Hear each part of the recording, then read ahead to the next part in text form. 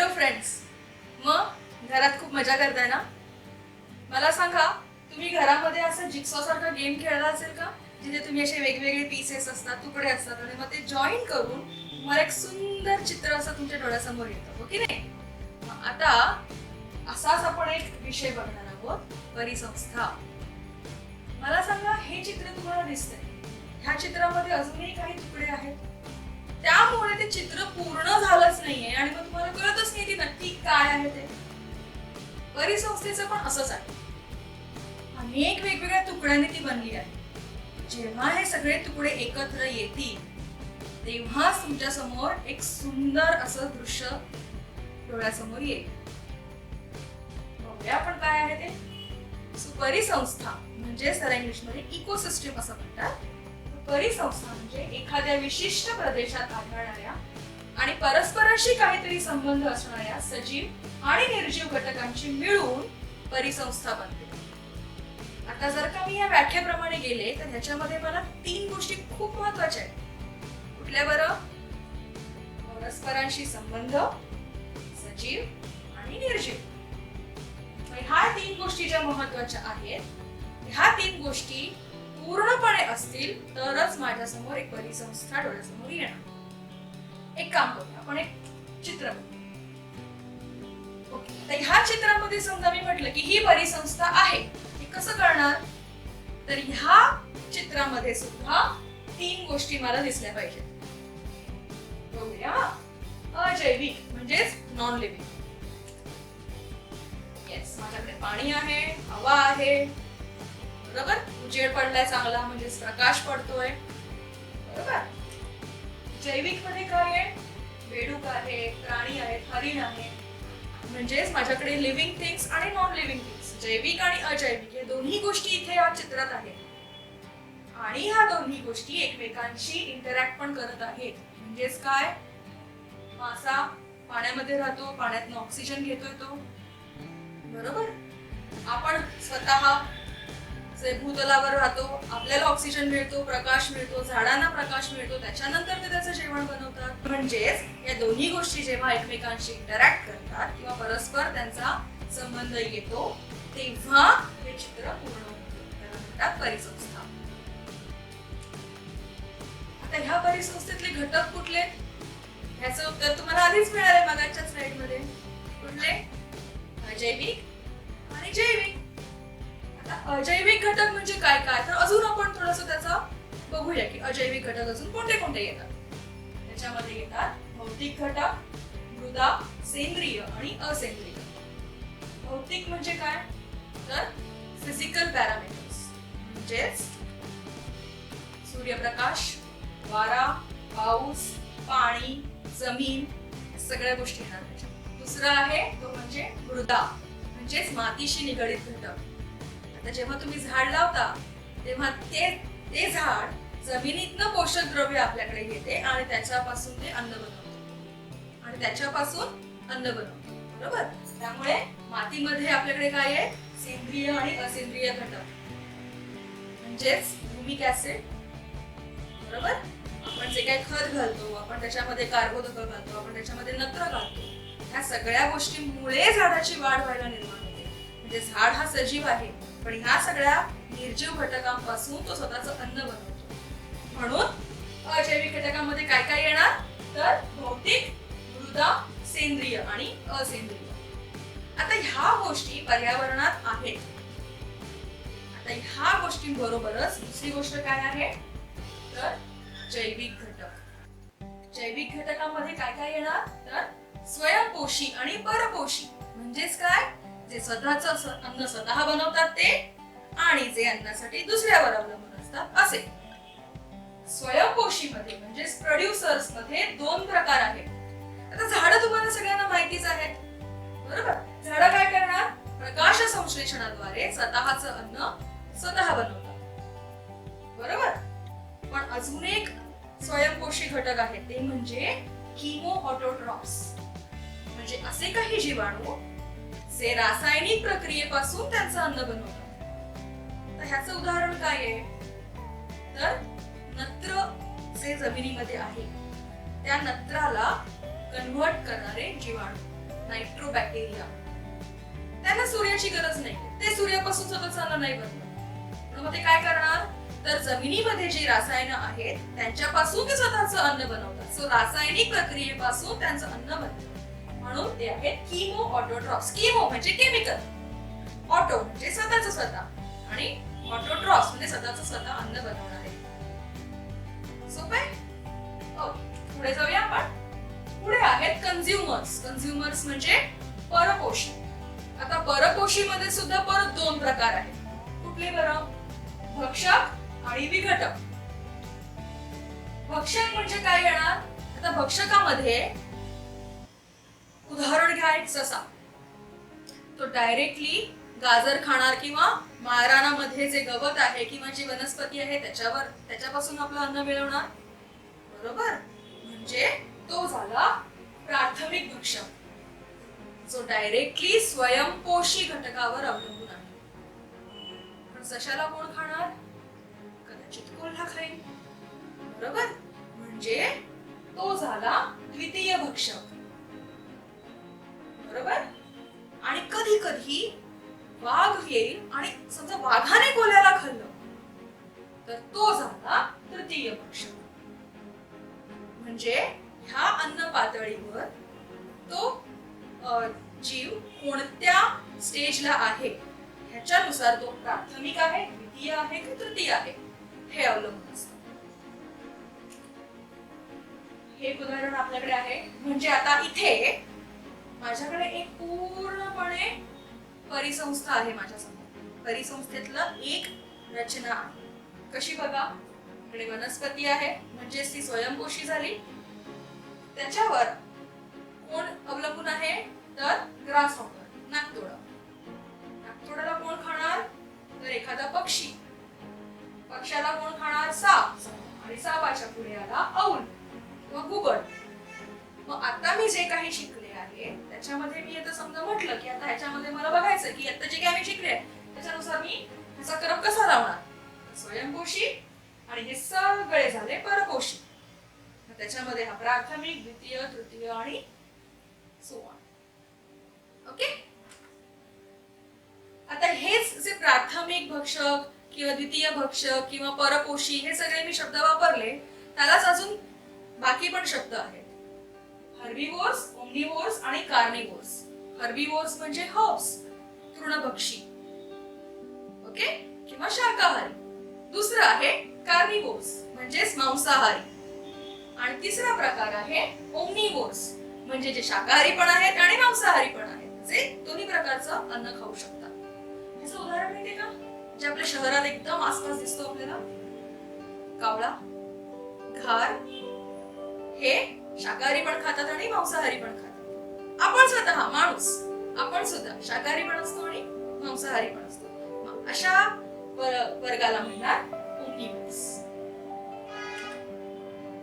आता हे सगळं चित्र मी पुन्हा एकदा एकत्र करून मांडलं तर तुम्हाला हा अख्खा असा चार्ट मिळेल. याच्यामध्ये तुमच्याकडे आहे अबायोटिक, बायोटिक, अजैविक, जैविक. अजैविक मध्ये आपण काय बघितलं? भौतिक, मृदा, सेंद्रिय, असेंद्रिय. आणि आपण जैविक मध्ये काय बघितलं? तर स्वयंपोषी, परपोषी. स्वयंपोषी मध्ये आपण दोन प्रकार बघितले. कुठले? फोटो ऑटोट्रॉप्स आणि कीमो ऑटोट्रॉप्स. आणि आपण कन्झ्युमर्स मध्ये, परपोषी मध्ये दोन प्रकार बघितले, मॅक्रो आणि मायक्रो. मॅक्रो म्हणजे आकाराने मोठे आणि मायक्रो म्हणजे आकाराने छोटे. आता मी ह्या वर्गाविषयी अजून बोलले नाहीये, बरोबर? भक्षक मध्ये आपण बघितले प्राथमिक, द्वितीय आणि तृतीय. आता जे एकदम छोट्या आकाराचे भक्षक आहेत किंवा ज्याला मी विघटक म्हणते त्यालाच मी आयदर डेट्रिटस म्हणेन किंवा डिकम्पोजर म्हणेन. त्यातला फरक काय आहे? तर डेट्रिटिव्होर्स म्हणजेच जे विघटन झालेल्या पदार्थावर आपलं उपजीवन करतात. पण डिकम्पोजर्स म्हणजे काय? आता ह्यांनी काय केलं? हा मासा मेलाय, त्यांनी डायरेक्टली जेवायला सुरुवात केली, बरोबर? पण हे हे असं नाही करू शकत. हे डायरेक्टली असं अन्न खाऊ नाही शकत आपल्यासारखं. हे काय करणार? एक एन्झाईम सोडणार बाहेर, मग ते एन्झाईम डिग्रेडेशन करणार, मग त्या डिग्रेडेशन केल्यानंतर ते जे काही कॉम्प्लेक्स जेवण आहे त्याचं ते सिंपल ब्रेकडाऊन होणार आणि मग आता हे साधं जे ब्रेकडाऊन झालेलं अन्न आहे ते इथे घेणार. त्यांना म्हणणार आपण डिकम्पोजर्स, म्हणजे आपली बुरशी. ते स्वतः असं आपल्यासारखं खाऊ शकणार नाही, तर ते एक एन्झाईम सोडणार, ते एन्झाईम त्याला सगळं पचन करून देणार आणि मग ते जेवणार. डिवोर्स काय करतायत, डायरेक्टली ताव मारतात. ओके, हा फरक जाणवला, हा फरक कळला तुम्हाला? आता हे दोन्ही घटक जेव्हा एकत्र येणार तेव्हा आता तुम्हाला मिळेल साखळी. तर ही जी अन्न साखळी आहे त्याचे दोन प्रकार आहेत. एक आहे ती ग्रेझिंग फूड चेन आणि दुसरी आहे ती डेट्रिटस फूड चेन. म्हणजे काय, आता उदाहरण दिल्यावर तुम्हाला कळेल. पण ग्रेझिंग फूड चेन म्हणजे काय, तर उत्पादकांकडून म्हणजे हिरव्या वनस्पतींकडून ही साखळी सुरू होते. म्हणजे आपण जे मर्गाशी उदाहरण बघितलं नागतोड्याचं, सुरू कुठून झालं, गवतापासून किंवा झाडापासून. बरोबर, उत्पादकापासून जी सुरू झाली आहे साखळी ती आहे ग्रेझिंग फूड चेन. आता दुसरी फूड चेन कुठली बरं, तर जी मृत किंवा विघटित सेंद्रिय पदार्थापासून सुरू होते अशी.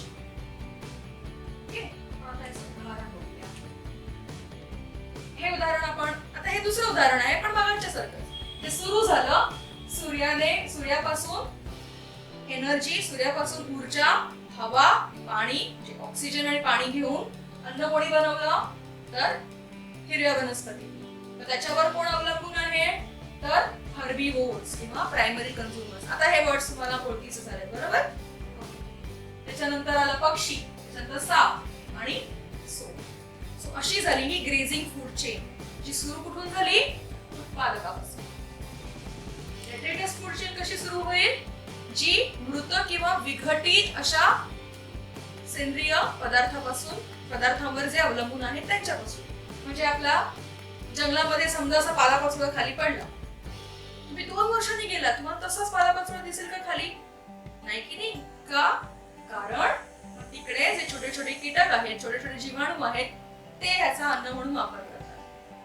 ओके, म्हणून जी साखळी अशा मृत पदार्थांपासून सुरू होते तिला म्हणतात डेट्रिटस फूड चेन.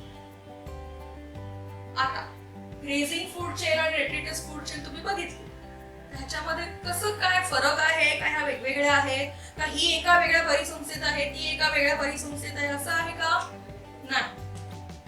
आता मी हे एक उदाहरण बघ. आता इथे काय आहे, ही आहे माझी ग्रेझिंग फूड चेन, बरोबर. ही आहे माझी डेट्रिटस फूड चेन, जे एका सुक्या पानापासून, गांडुळापासून सुरू झाली.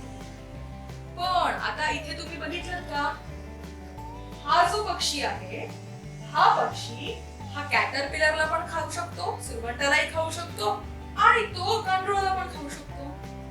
म्हणजेच ह्या दोन्ही चेन ह्या परस्परांवर अवलंबून सुद्धा असू शकतात.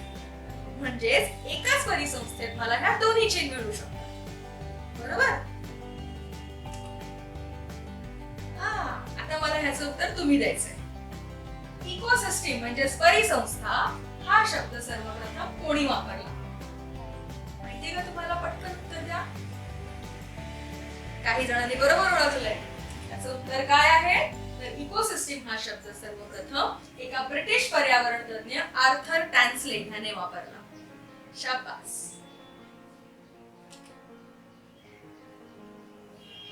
पुढे आपण वळूया. पुढचा जो विषय आहे तो म्हणजे पोषण पातळी. आता पोषण पातळी किंवा ट्रॉफिक लेवल्स म्हणजे काय, तर हीच अन्न साखळी. पण आता मी जे शब्द तुम्हाला सांगितले, प्रथम भक्ष, द्वितीय भक्ष, तृतीय भक्ष किंवा शाकाहारी, मांसाहारी, हे जे शब्द मी वापरले, ह्या सगळ्या शब्दांना एक क्रम आहे, बरोबर. मी असं म्हणू शकते का की पहिले साप आला, मग सापाने जेवण बनवलं आणि मग गवत त्याच्यावर अवलंबून आहे, असं म्हणू शकते का? नाही, गवत पहिलेच येणार, हो की नाही. म्हणून ही जी पातळी आहे, ह्या प्रत्येकाचा एक वर्ग आहे आणि या प्रत्येकाचा एक क्रम आहे, बरोबर. तर ह्या क्रमाला आपण म्हणणार किंवा ह्या पातळीवर, ज्या प्रत्येक पातळीवर हे सगळे जीव आहेत त्यांना मी म्हणणार पोषण पातळी. ओके, म्हणजे पहिल्या पातळीवर कोण असणार आहे? नेहमी ऑटोट्रॉप्स, म्हणजेच नेहमीच स्वयंपोषी पहिल्या पातळीवर असणार, कारण तिथून पुढे मग बाकी जीव त्याच्यावर अवलंबून राहणार. त्याच्यानंतर येणार हर्बिवोर्स, मग प्रायमरी कार्निवोर्स आणि मग सेकंडरी कार्निवोर्स. सो ही पातळी कधीच बदलत नाही. मी असं उगाचच कधी म्हणून पक्ष्याला पुढे घेतलं आणि ग्रासहोपरला मागे घेतलं असं चालू शकेल का? नाही. प्रत्येकाचं आपलं जेवण ठरलेलं आहे आणि ते प्रत्येक जण त्याच पातळीवरून आपापलं जेवण घेत असतं. Functions of ecosystem. आता आपण बघितलं की अन्न साखळी आहे, वनस्पती आपलं अन्न बनवताय, मग त्याच्यानंतर त्याच्यावर ग्रासहॉपर येतोय आणि पुढे मग एक एक एक जीव त्याच्यावर अवलंबून आहे. मग आता हे सगळं जर का मी एनर्जी किंवा ऊर्जा किंवा अन्न ह्या भाषेत बोलायला गेले तर मला असं मी स्पष्टीकरण त्याचं देऊ शकते. तर काय आहे? आता इथे बघ, सोलर रेडिएशन्स आहेत, ऑक्सिजन आणि पाणी, ह्या गोष्टीमुळे वनस्पती आपलं अन्न स्वतः तयार करतात, बरोबर? म्हणजे सूर्यप्रकाश, हवा आणि पाणी हे अजैविक घटक होते, ह्यांच्या मदतीने वनस्पतीने आपलं अन्न बनवलं, म्हणजेच आपली ऊर्जा स्वतःची स्वतः निर्माण केली, बरोबर? आता हीच ऊर्जा पुढे प्रत्येक पातळीवर पुढे पुढे ती पास ऑन होणार किंवा पुढे जाणार. पण हे गणित एवढं साधं सोपं आहे का? नाही. ही जी काही ऊर्जा झाडाने बनवली आहे किंवा हे जे काही अन्न झाडाने बनवलं आहे, असंच्या असं पुढे पातळीवर नाही जात. काय होतं तर इथे एक मज्जा आहे. ही जी काही ऊर्जा निर्माण झाली आहे, तर तुम्ही समजा की तुम्ही झाड आहात. आता झाड म्हणून तुम्ही ही जी काही ऊर्जा निर्माण केली आहे, ही निर्माण केलेली ऊर्जा तुम्ही स्वतः जेव्हा श्वासोच्छवास कराल तेव्हा थोडी ऊर्जा ही हवेमध्ये किंवा पर्यावरणामध्ये त्याचा ऱ्हास होऊन जाईल, बरोबर? एक्सक्रीटरी प्रोडक्ट्स किंवा उत्सर्जनाद्वारे सुद्धा काही ऊर्जा ही पर्यावरणामध्ये निघून जाईल.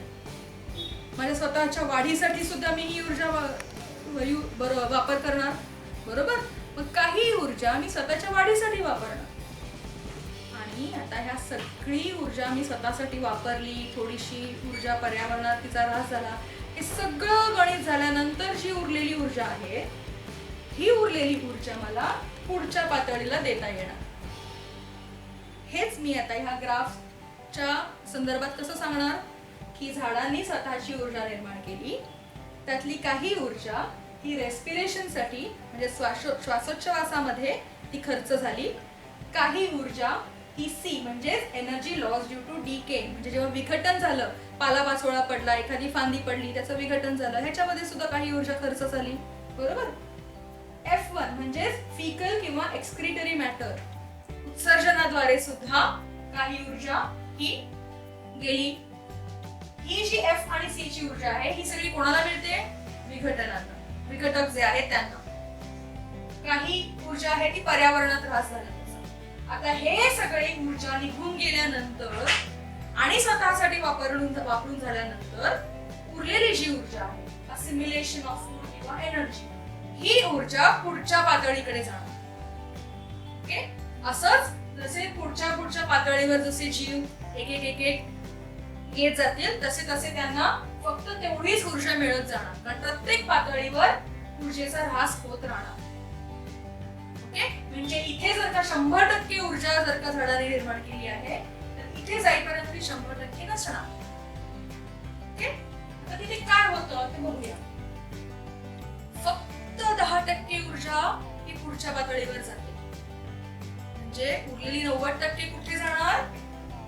उरलेली 90% ही प्रत्येक पातळीवर खर्च होत जाणार, श्वासोच्छवासासाठी, उत्सर्जनासाठी, स्वतःच्या बॉडी बिल्डिंग साठी किंवा बिल्डिंग ब्लॉक्स बनवण्यासाठी. ओके, म्हणजेच पहिल्या पातळीपासून पुढे मी जसजशी एक एक पातळी वाढवत जाईल, प्रत्येक पातळीला फक्त 10% ऊर्जा मिळत जाणार. आता मला सांगा, समजा मी इथे 7-8 पातळ्या अशा लावत गेले तर शेवटच्या पातळीवर केवढीशी ऊर्जा शिल्लक राहील? म्हणून निसर्गाने ह्याचं एक छानसं सोल्युशन काढलंय. निसर्ग काय म्हणतो, जर इथे 10% लॉस होतोय तर मग आपण ह्या पातळींची संख्या कमी करूया. म्हणजेच एक पोषण पातळी किंवा एक अन्न साखळी ही जास्तीत जास्त 3 किंवा 4 किंवा अगदी खेचून ताणून 5 पातळ्या सपोर्ट करते. मग आता ही जी काही 10% एनर्जी किंवा ऊर्जा लॉस्ट होतीये, म्हणूनच मी जगाशी म्हटलं तसं की ही प्रत्येक पोषण पातळीची जी संख्या आहे ती 4 किंवा 5 पर्यंतच असते. त्याच्यामध्ये अजून पातळी ऍड होत नाही जाणार. नाही तर काय होईल, 7वी 8वी पातळी तिथे मी जर का ऍड करत बसले तर तिथे शेवटी काय थोडीशीच एनर्जी किंवा ऊर्जा शिल्लक राहील. बरोबर. ओके, आता तुम्ही मला सांगा, ह्या 3 अन्न साखळ्या आहेत, ग्रेझिंग फूड चेन आहेत, त्या कुठल्या कुठल्या आहेत बरं? ह्या प्राण्यांवरनं किंवा ह्याच्याकडे बघून तुम्हाला काय वाटतं? पहिली कुठली असेल? पहिल्या ह्याच्यामध्ये झाड आहे, त्याच्यावर सांबार आहे किंवा हरिण आणि वाघ. कुठे मिळणार तुम्हाला ही परिसंस्था? सांगा बरं. येस, जंगलामध्ये. सो ही आहे फॉरेस्टची परिसंस्था, पण ग्रेझिंग फूडची. दुसरी मला सांगा. दुसरी पण जंगलातच असते, पण अजून कुठे असते स्पेसिफिकली? जर का इथे बघितलं तर तुमच्या लक्षात येईल, झाड नाहीये, इथे काय आहे? गवत आहे. म्हणजेच ती कुठली झाली? मारान, म्हणजेच ग्रासलँड परिसंस्था. तिसरी एकदम सोपी आहे. ओके, तिसऱ्यामध्ये काय आहे?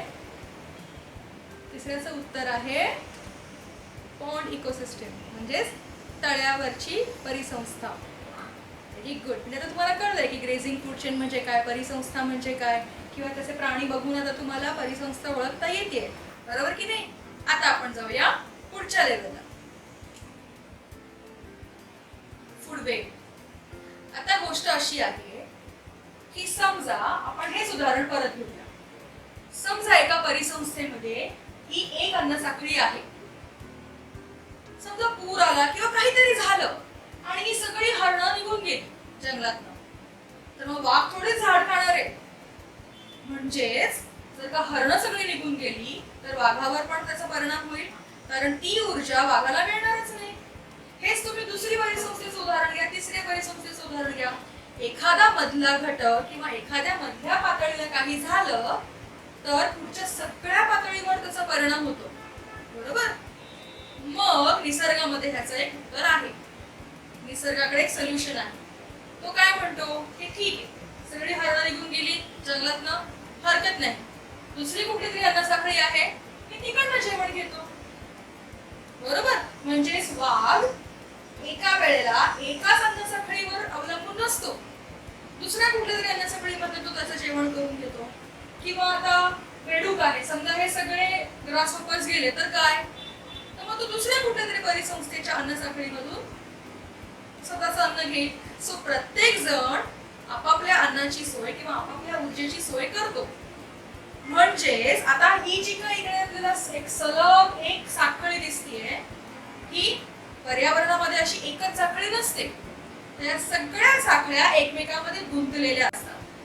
त्यालाच म्हणतात अन्नजाळ किंवा food web. Okay. So when more than one organism is present at each trophic level. आता ट्रॉपिक लेवल इकडे ही एक ट्रॉपिक लेवल आहे, ही एक ट्रॉपिक लेवल आहे. आतापर्यंत आपण काय बघत होतो, एका ट्रॉपिक लेवलला किंवा एका पोषण पातळीला एकच माणूस, एका पोषण पातळीला एकच जीव उपलब्ध आहे. पण आता इथे बघा, ही एक पोषण पातळी आहे पहिली, हर्बिवोर्स. इथे किती जण आहेत? 1 2 3 4, एका वेळेला 4. वरती अजून गेलो आपण, पहिल्या पोषण पातळीमध्ये गेलो तर 2 3 4 5 6. सो एका वेळेला एका पोषण पातळीवर एकापेक्षा जास्त घटक आहेत. म्हणूनच याला आपण म्हणतो फूड वेब किंवा अन्नजाळ. आता इथे जसं चित्रात दाखवलंय तसं पर्यावरणामध्ये एवढं पण सोपं नसतं. मला माहिती ऍक्च्युअल जाळं किती घनदाट आणि किती मोठं असतं. हे बघा, ही एक अन्न साखळी आहे, ही समुद्राच्या पातळीच्या खालची आहे. सो हे एवढं जाळं आपल्या निसर्गामध्ये आहे. म्हणून प्रत्येक घटक हा तेवढाच महत्वाचा आहे. आता तो घटक कुठल्या अन्न साखळीमध्ये, कुठल्या परिसंस्थेमध्ये, कुठल्या प्राण्यावर अवलंबून आहे किंवा कोण त्याच्यावर अवलंबून आहे, हे ह्याच्यामध्ये तुम्हाला कळणार का? नाही की नाही? म्हणूनच प्रत्येक घटक हा कोणा ना कोणावर अवलंबून असतो किंवा कोणी ना कोणी त्याच्यावर अवलंबून असतो आणि म्हणून प्रत्येक घटक हा महत्वाचा असतो. त्याचं उत्तर आहे आपल्या निसर्गामध्ये हे झाडं एवढं घनदाट असतं, एवढं पसरलेलं असतं. इथपर्यंत कळलं तुम्हाला? आपण काय काय शिकलो? आपण जैविक अजैविक घटक कोणते आहेत ते शिकलो, बरोबर की नाही? आता ते कसे एकमेकावर अवलंबून आहेत ते शिकलो. पोषण पातळी म्हणजे काय ते शिकलो आणि आपण एकमेकांमधला त्यांचा संबंध पण शिकलो, बरोबर की नाही? इथपर्यंत तुम्हाला कळलं आहे? Very good. आपण आता वळूया पुढच्या भागाकडे.